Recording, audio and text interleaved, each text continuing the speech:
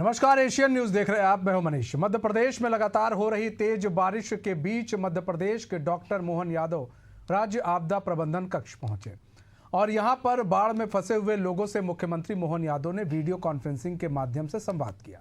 इसके साथ ही राज्य आपदा प्रबंधन कक्ष में मुख्यमंत्री ने एनडीआरएफ, एसडीआरएफ, कलेक्टर्स और सभी अधिकारियों को दिशा निर्देश देते हुए कहा कि जहां भी जलभराव की स्थिति हो वहां अधिकारी स्वयं पहुंचकर जल निकासी का प्रबंध कराएं। मध्य प्रदेश में भारी बारिश हो रही है जिससे जनजीवन अस्त व्यस्त हो चुका है।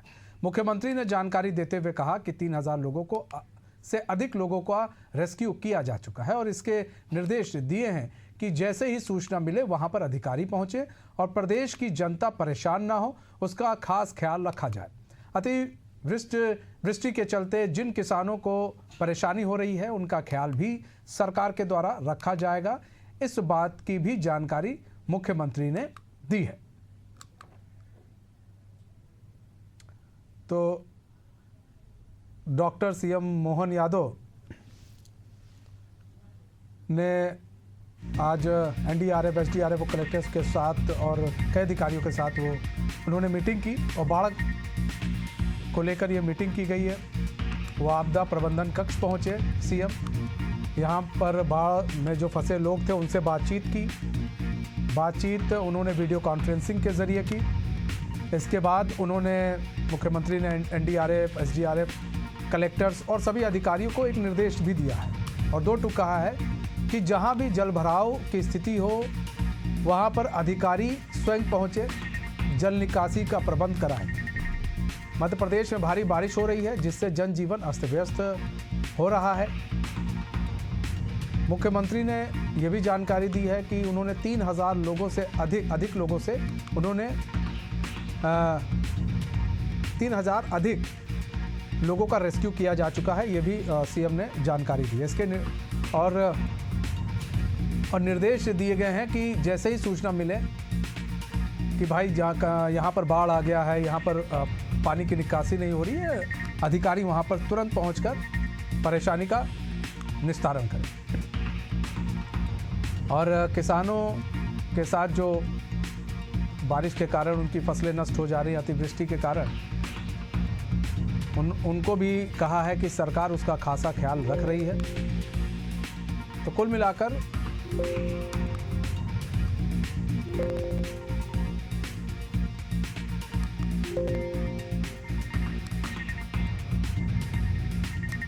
तो बाढ़ में फंसे लोगों से सीएम मोहन यादव ने बातचीत की। वीडियो कॉन्फ्रेंसिंग के जरिए उनको सांत्वना दिया गया कि आप परेशान ना हो, सरकार आपके साथ है, आपको किसी प्रकार की कोई दिक्कत या परेशानी नहीं होने देगी सरकार। और ये एक अच्छी बात है कि मुख्यमंत्री इस तरह से लोगों से अगर बातचीत कर रहे हैं तो लोगों को भी लगेगा कि मुख्यमंत्री उनके साथ है, सरकार उनके साथ है, उन्हें परेशानी नहीं उठानी पड़ेगी। अधिकारियों को भी सख्त निर्देश दिए गए हैं कि जहां भी जलभराव की स्थिति हो वहां पर पहुंचे और जल निकासी की व्यवस्था करें तुरंत के तुरंत।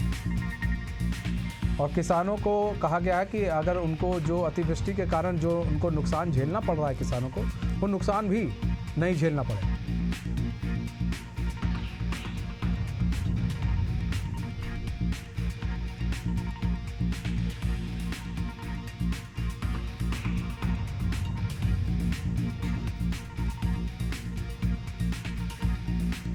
तो बाढ़ में फंसे लोगों से बातचीत की है।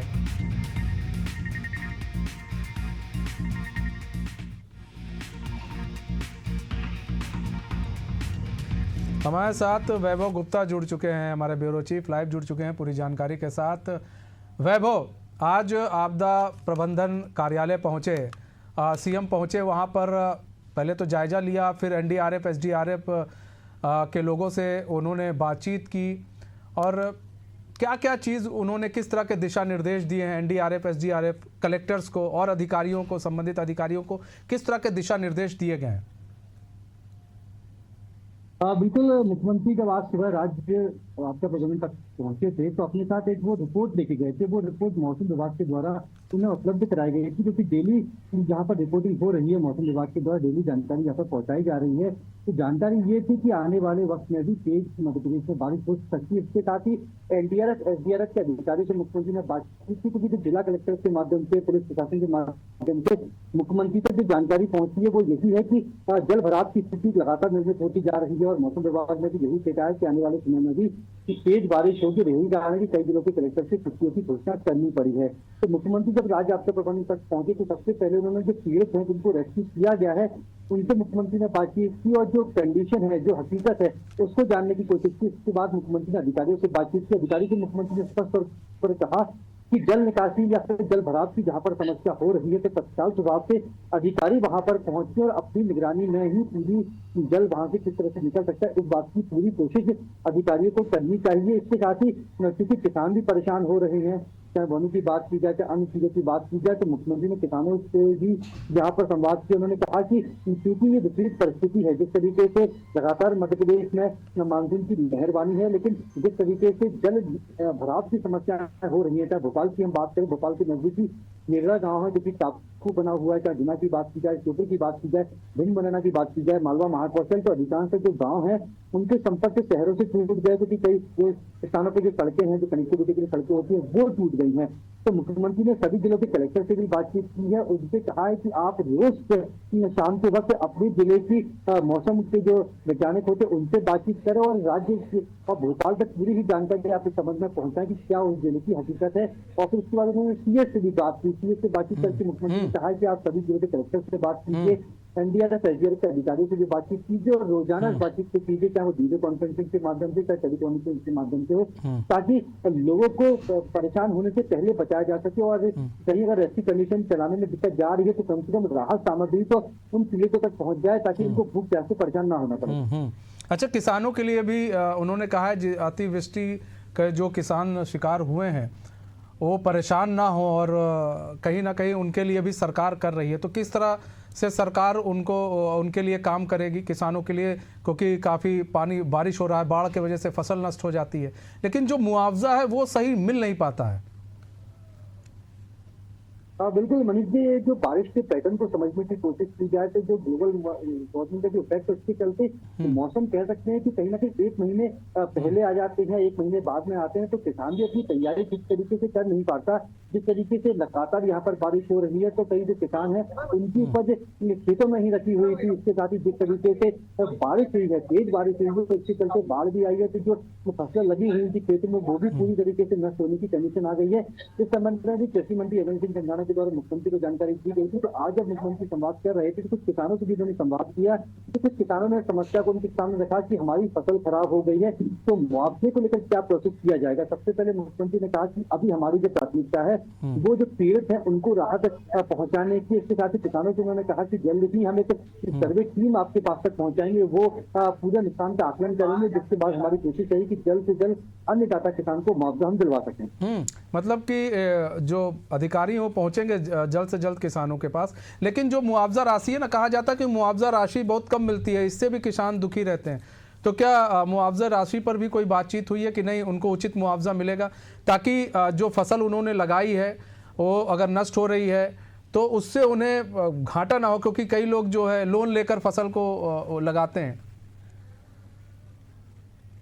मनीष जी, बात तो बिल्कुल सही है, लेकिन मुआवजा राशि जो सरकारी जो नियम होते उसके हिसाब से ही बांटी जाएगी। हालांकि किसान हमेशा इस बात को कहता है, और कृषि मंत्री की बात की जाए तो मुख्यमंत्री इस बात से स्वीकारते हैं कि जिस तरीके से महंगाई बढ़ती जा रही है इस हिसाब से फसल का मुआवजा मिल नहीं पाता है। लेकिन ये अलग प्रक्रिया है, क्योंकि इसकी अगर आपको बढ़ाना है तो इसके लिए बाकायदा कैबिनेट में आपको प्रस्ताव लेकर आना पड़ेगा। तो प्रस्ताव के बाद जब कैबिनेट की सहमति मिल जाएगी, स्वीकृति मिल जाएगी, उसके बाद मुआवजा राशि की जो दर है उसे बढ़ाया जाएगा। लेकिन मुख्यमंत्री ये जरूर कहा है कि हम किसानों को किसी भी कीमत पर परेशान नहीं होने देंगे। जो सही और सही जो वाजिब कीमत उनको मिलनी चाहिए, जो नियम अनुसार है वो उनको जरूर मिलेगी। मतलब वो जरूर मिलेगी। अच्छा, ये भी है कि आज जिस तरह से वीडियो कॉन्फ्रेंसिंग के जरिए बातचीत की उन्होंने, जो बाढ़ में फंसे लोग हैं उनसे बातचीत की है, उनको किस तरह से सांत्वना दिया गया है कि नहीं आप परेशान ना होइए, क्योंकि उनके पास कैसे राहत सामग्री पहुंचेगी और किस तरह से जो एनडीआरएफ है, एसडीआरएफ है और जो कलेक्टर्स है वो किस तरह से काम करेंगे ताकि राहत राशि जो है, राहत सामग्री, माफ़ कीजिएगा, राहत सामग्री जो है वो जल्द से जल्द पहुंचाई जा सके बाढ़ प्रभावित क्षेत्रों में?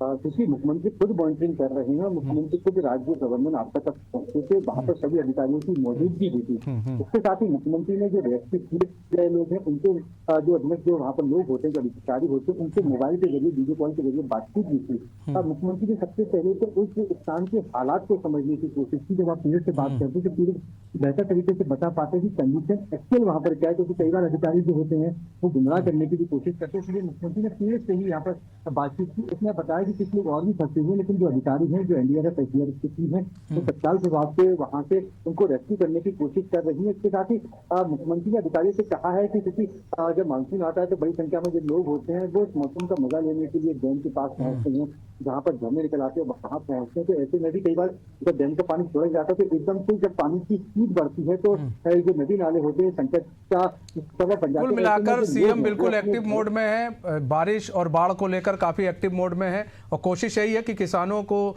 जो नुकसान हो रहा है उसकी भरपाई कैसे की जाए उस पर भी विचार और मंथन चल रहा है, और बाढ़ में फंसे लोगों तक राहत सामग्री कैसे पहुंचाई जाए इसको लेकर भी विचार और मंथन चल रहा है। और ये कोशिश है कि जल्द से जल्द जो बाढ़ प्रभावित क्षेत्र है वहां पर राहत सामग्री पहुंचाई जाए। बहुत बहुत धन्यवाद वैभव हमारे साथ जुड़ने के लिए और तमाम जानकारी साझा करने के लिए।